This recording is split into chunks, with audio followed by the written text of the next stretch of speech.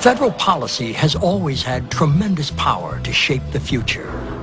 As it gave enormous incentives to buy SUVs, the federal government also sued California to stop the electric car. Some pointed to the influence of the oil and auto industries. They control things in Washington. They and the automobile industry. Now they've got Andy Card, their former lobbyist, right there as chief of staff in the White House. And I guess they don't have to pay lobbyists anymore, so they're saving a little money there.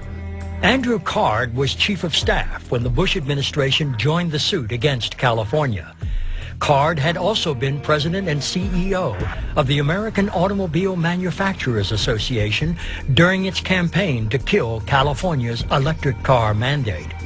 Industries began to see, if we don't kill this cancer in California, it's going to spread for the rest of the country. And I think it became a strategy on the part of many companies to make it a national issue. I was even told once by a very prominent congressman, who I shall not mention by name, that I can understand and tolerate what you're doing in California, but if you ever try to spread your California program to the rest of my country, I'm going to have to do battle with you.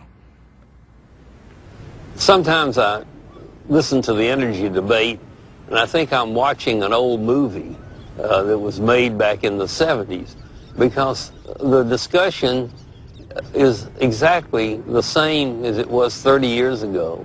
Our average vehicle, average car on the road is less efficient than it was 20 years ago. And this is just a complete abdication of leadership, political leadership, really, because it's impossible to get fuel economy standards passed through the U.S. Congress. After the OPEC oil embargo in the 1970s, the U.S. government created corporate average fuel economy, or CAFE standards, to improve fuel economy in American vehicles. As a result, in less than 10 years, fuel economy increased by more than 50%. Unfortunately, 2 decades later, there has been virtually no change. Jimmy Carter was the last president that really made energy a high priority, and he devoted his first 90 days in office to putting together an energy plan. I was there as part of it, and no president since then has put that kind of effort into it. I am tonight setting a clear goal for the energy policy of the United States. Beginning this moment, this nation will never use more foreign oil than we did in 1977. Never.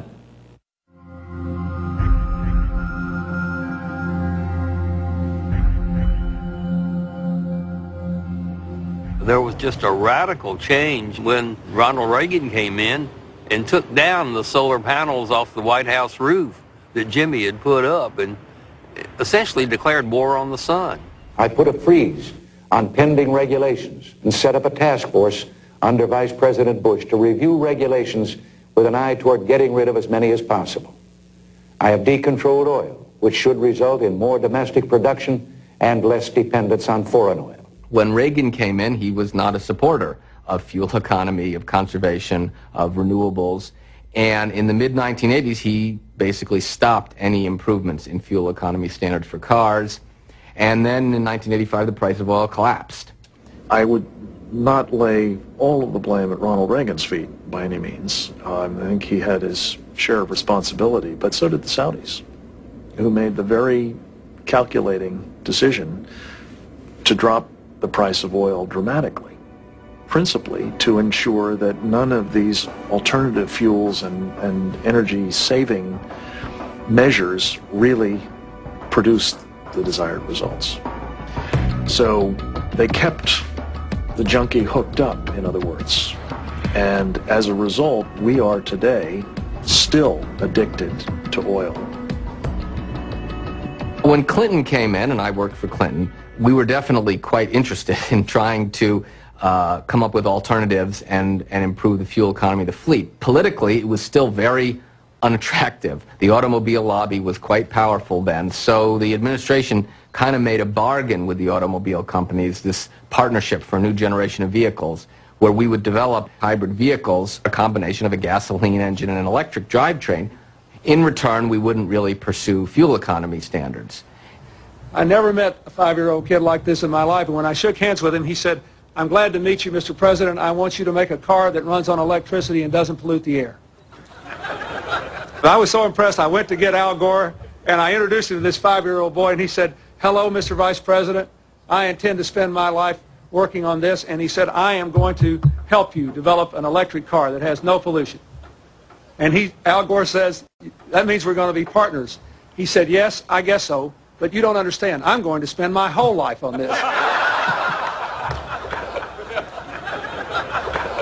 For 8-9 years, we spent about $1 billion of the taxpayers' monies to develop hybrid vehicles. And ironically, the U.S. car companies didn't put any hybrids on the road. And in fact, the minute George Bush got elected president, the U.S. car companies walked away from hybrids. But, and this is the irony, the U.S. program got the Japanese very nervous. So Toyota and Honda, in response, developed hybrids because they didn't want to be beaten by the U.S.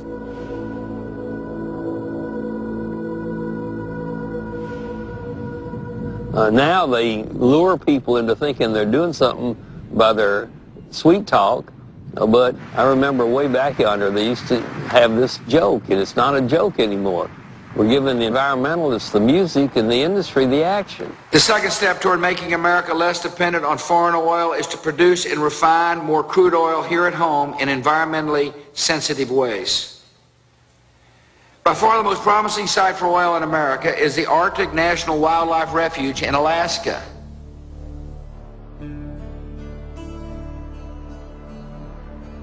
While it is predicted that the Arctic National Wildlife Refuge could supply America with slightly more than 1 year's supply of oil, simply raising fuel economy standards to 40 miles per gallon could save the same amount of fuel within 15 years.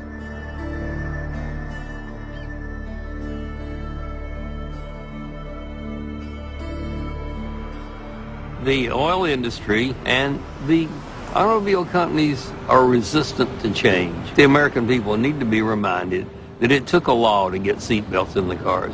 It took a law to get airbags in the cars.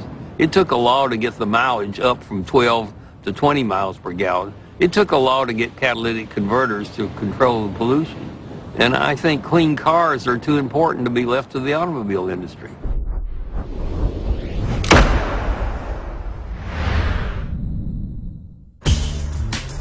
The California mandate forced automakers to make electric cars. When California changed it, the cars vanished. Why did California retreat from the bold law it created? Having visited all the car companies, they were saying, well, look, we can't produce these increasing numbers of the battery electric vehicles. And I became convinced that what are we supposed to do here? Is our job to clean the air? Or is it to force a certain number of a type of technology on the road? Alan Lloyd failed in his leadership to really steer the zero-emission vehicle mandate toward a successful outcome. Oh, I know Alec very well. I know Alec very well, and we had some heartfelt memos going back, and it pained me because I have the utmost respect for Alec, and it really pained me to be accused of basically abandoning the battery electrics. In addition to his role as chairman of the Air Resources Board, Alan Lloyd had another position. Just 4 months before the meeting that killed the electric car, Lloyd accepted the chairmanship of the California Fuel Cell Partnership. I've been involved with hydrogen since the early 90s. When I became chair of ARB 10 years later, I knew a lot about hydrogen. So for me, I'm very much fact, technology driven. And so maybe you can say that's an asset or a handicap in terms of hydrogen, because I knew what could be done.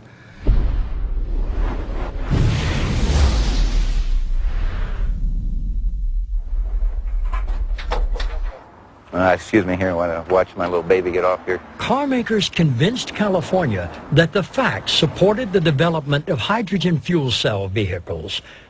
Were they a better option than electric cars? Toyota's national manager of advanced technologies, Bill Reinert, took their prototype hydrogen fuel cell SUV on a press tour.